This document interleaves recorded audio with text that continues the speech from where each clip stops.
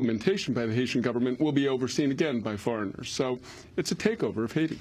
Kim Ives, I wanted to ask you about former President Bill Clinton, now the UN Special Envoy to Haiti. Last month, he publicly apologized for forcing Haiti to drop tariffs on imported subsidized U.S. rice during his time in office.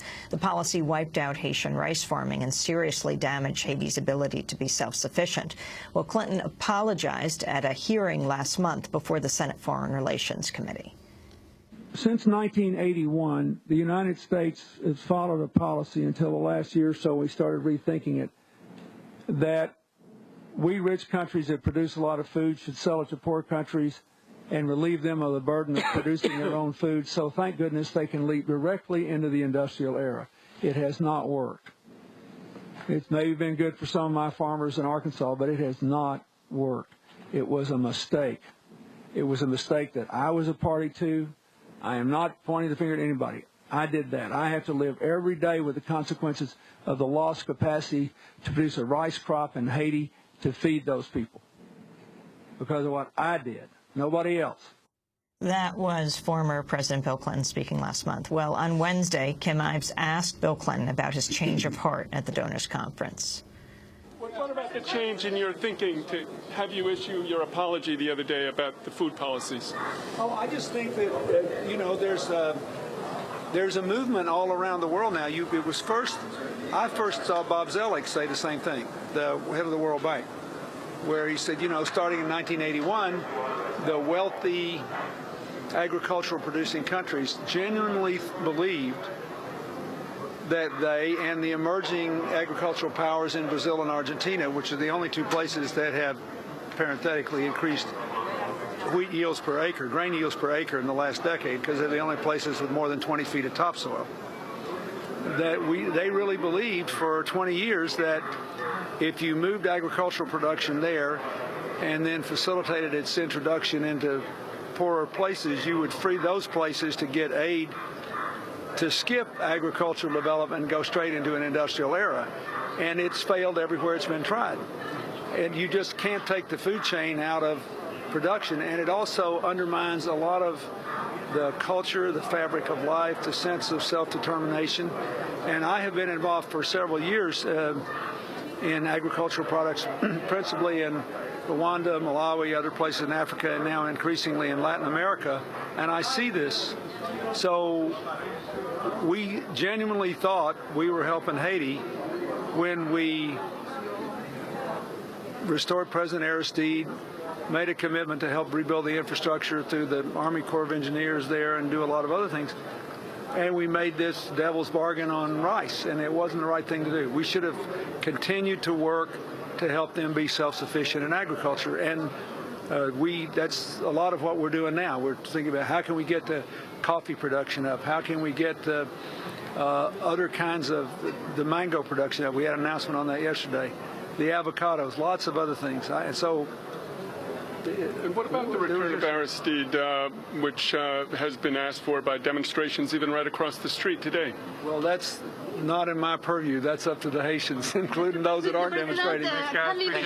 That was President Clinton being questioned by Kim Ives. Kim Ives in the studios with us, along with Roger Leduc, who is a radio host and activist with CACOLA, the Haitian Coalition to Support the Struggle in Haiti. Juan? Well, Kim, that repudiation by Clinton of his previous policies is really a stunning statement because, in effect, he is, in large part, renouncing even NAFTA, even though he hasn't said it, because obviously NAFTA had a major impact on agriculture in Mexico, where millions of people were thrown off their farms because they couldn't compete with American corn, flooding the country. And your sense of whether the possibility of policies like this actually being implemented? Well, that's just it, Juan. I think it's a lot of bluff. We have to remember we're not in the age of Bush anymore with all the chest pounding and, you know, America first and capitalism first. This is Slick Willie, and they come with the message. They know the sensitivity of the Haitian community, I could say of the progressive American community too, to all these maneuvers. And so they know the language. We hear the word solidarity. We hear the word sovereignty. We hear the word we hear all the right words, but once again, to me, it's total smoke. And Roger, I wanted to ask you in terms of the role of the Haitian government. You mentioned that obviously the government had failed in the aftermath. There have been calls, for instance, for some transparency on what happened to the original aid that came into the country. Your sense of your faith in the ability of the Haitian government to be a major partner in the distribution and the execution of this aid? There is no faith at all.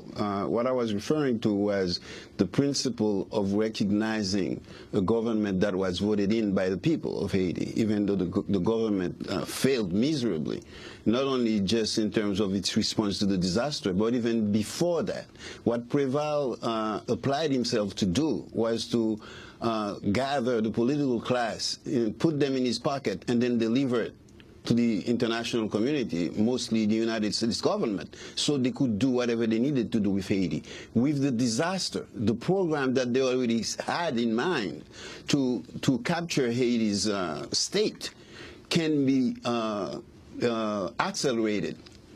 If they were going to do it in 10 years, this disaster is really a boon, a godsend for everybody, actually, for the reactionary, for the imperial powers, and also for Haitian progressive who want to take the opportunity to do something and establish public forums throughout Haiti and build a national, popular, grassroots movement to say, hey, we're here, and we need to be involved. We must be involved. This is our country. And no reconstruction of Haiti, no building of Haiti can be done without us. This is the key moment here. After the carnival of conferences and the beautiful show of universal support, now this is serious business. Are we going to let them take hold of our country for 30, 40 years, as they've done since 1950? Or are we going to step up to the plate and go through the usual nonsense, secondary contradictions that we have among us and really build a national